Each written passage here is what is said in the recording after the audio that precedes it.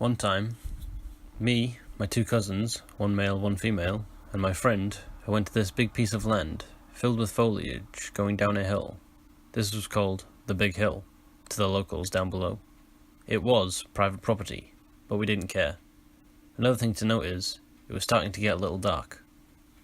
Anyways, while we were there, we stumbled across a small abandoned house, with two shed-like structures next to it. This detail is more interesting than important. We wanted to explore it then, but my female cousin was not having it. She forced us to come home, and we stayed there for about an hour. She finally let us go, but me, being the only one with a phone in the group, had to text her every 3 to 5 minutes with info on what was going on and that we were safe. When we got there, it was basically pitch black outside. My friend and my cousin both had flashlights, as I had my phone for light. I kept a constant stream of info and pictures, too, for my cousin. Everything went normally for a while. We were goofing off, scaring each other, but then we stumbled upon the garage, which had a hole in the ceiling to the attic. We exited the garage and discussed whether we should try and get the footage of the inside. I offered to do it, but my cousin, the male one, would have to boost me, him being much taller at the time.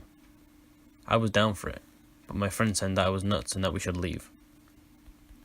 We argued for a solid minute or so, and suddenly, we heard a slam in the garage.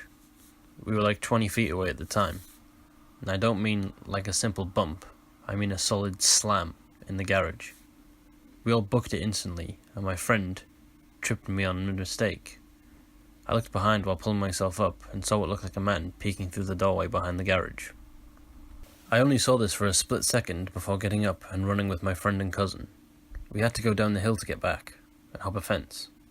I was the last to reach the fence, and when I got over it, I texted my cousin what happened, in terrible grammar due to my intense fear and shakiness. She told me to get home immediately.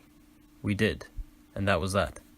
But it still haunts me that if we didn't exit that garage, we may not be here today.